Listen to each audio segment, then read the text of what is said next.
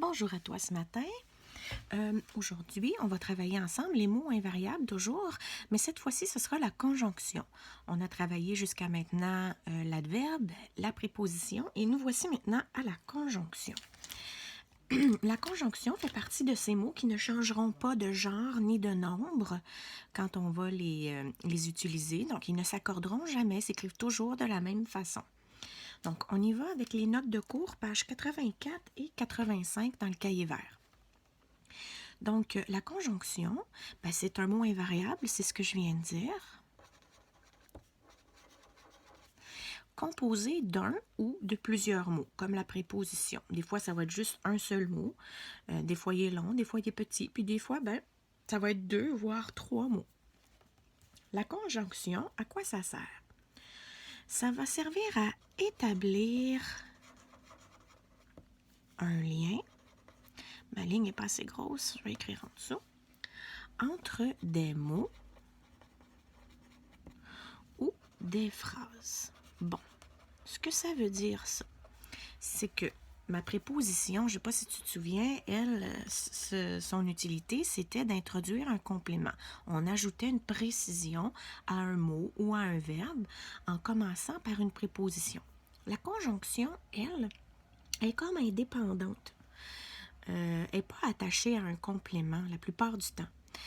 Ce qu'elle est, par contre, la conjonction, c'est comme le nœud que j'ai fait ici. Pourquoi il y a ce dessin-là ici? Là, on va se rajouter une petite précision. Pourquoi j'ai fait ça? C'est que si je te dis que le lien entre les deux cordes, ce serait la conjonction. C'est ce qui fait que les deux cordes tiennent ensemble. C'est ce qui attache dans une phrase deux idées ensemble. Donc ici, les conjonctions... J'espère que tu vois ce que j'écris. Je vais aller voir. Oui, je pense que oui. Les conjonctions servent à attacher des idées ensemble dans la phrase. Dans le fond, là, on a deux explications, celle-là, puis celle-là. C'est deux façons d'expliquer différentes, mais qui disent la même chose. Les conjonctions, c'est pour attacher deux idées ensemble dans une phrase. On dit alors qu'elle est un marqueur de relation.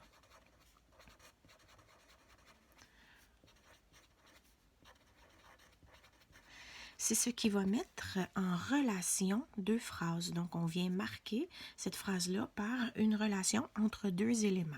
On dit que c'est un marqueur de relation. Une relation, c'est ce qui se passe, par exemple, entre deux personnes, une relation amoureuse ou une relation d'amitié. C'est ce qui attache les personnes ensemble. Mais il existe la même chose dans les phrases, les idées qui s'attachent ensemble. Voici plusieurs conjonctions classées en grandes catégories de sens. Donc, peut-être pour comprendre c'est quoi, avant d'aller voir les mots qui sont marqueurs, qui sont conjonctions, si on allait à l'autre en arrière, l'autre page 85. Ici, je t'ai mis dans le rectangle quelques conjonctions. Et puis, ces conjonctions-là servent à attacher deux idées dans une phrase. Si je prends, par exemple, la phrase « je me suis perdue en chemin », l'autre idée, c'est « j'ai retrouvé mon chemin grâce à mon GPS ». D'après toi, si j'avais une conjonction à choisir, laquelle serait la plus pertinente? Je me suis perdue en chemin, puis j'ai retrouvé mon chemin grâce à mon GPS. Ici, il y a une idée de « je me suis perdue », puis ici, j'ai une idée « je me suis retrouvée ». C'est donc qu'il y a une suite dans les événements. Donc, je pourrais dire « je me suis perdue en chemin, mais... » j'ai retrouvé mon chemin. OK? Puis on va voir ensemble le mais dans quelle catégorie on pourrait le catégoriser, par exemple. Excuse-moi. J'ai la misère, hein? Je viens juste de me lever. J'ai encore les cheveux humides. J'étais dans la douche il y a 5 minutes. Pardonne-moi. Je suis un peu endormie. OK. Des conjonctions qui vont marquer le temps et qui vont unir deux idées ensemble. Il y a le mot « quand ». Je partirai quand je serai prête. Donc, il y a l'idée « je vais partir », puis il y a l'idée « être prête ». Et je l'attache avec l'autre, avec le mot « quand ». Il y aurait « lorsque » dans le même sens, hein? Lorsque je serai prête.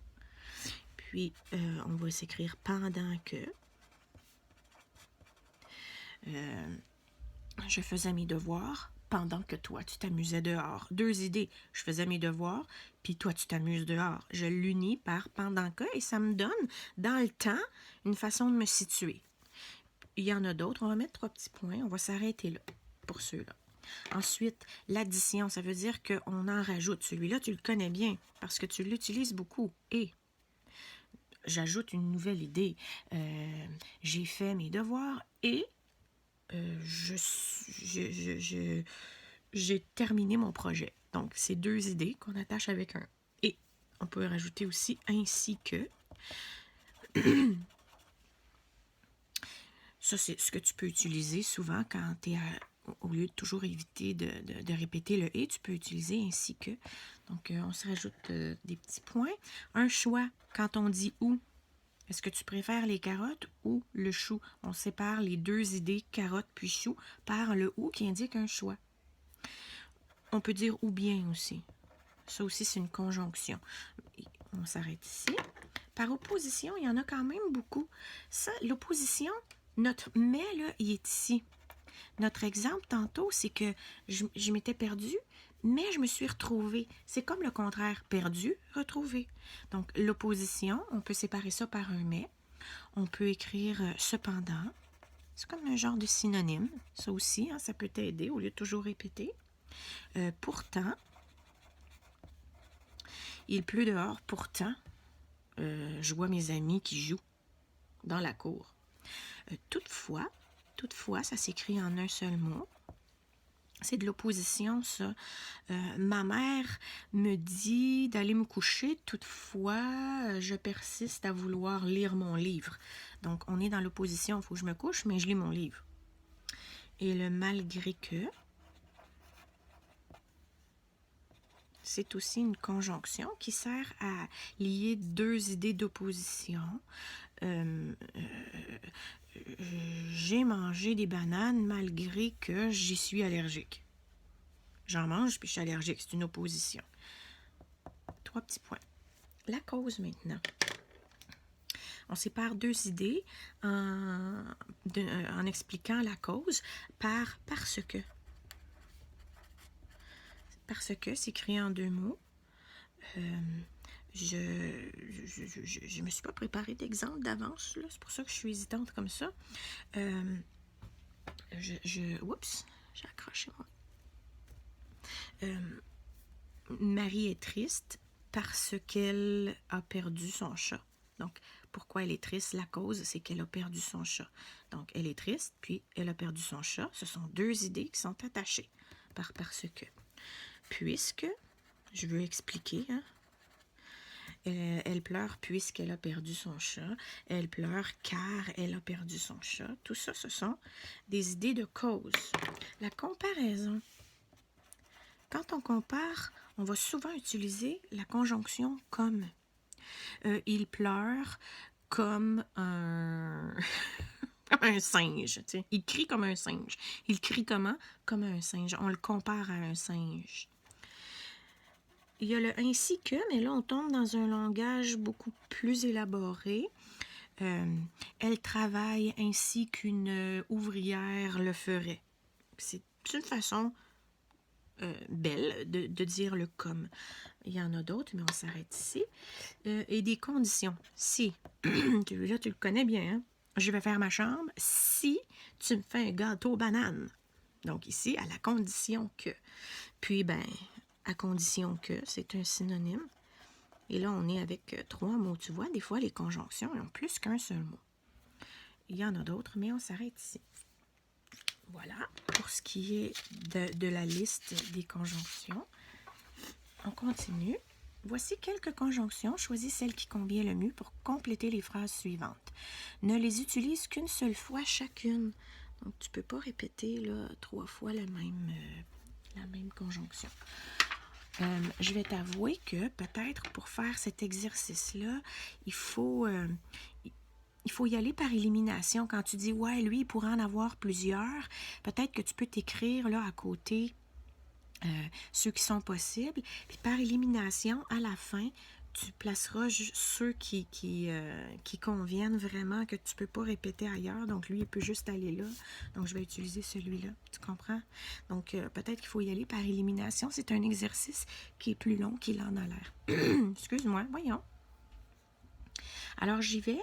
Je te laisse le temps de faire pause. Essaie de le faire par toi-même. Puis, quand tu auras terminé, viens-t'en ici, refais play et puis tu auras le corrigé. Bon, alors j'y vais tout de suite. Tu viendras à ma fête ou non? Ici, je fais une comparaison. Tu viens à ma fête, puis tu viens pas à ma fête. C'est lequel que tu vas choisir. J'irai au cinéma si ma mère est d'accord. Vos devoirs sont enfin terminés.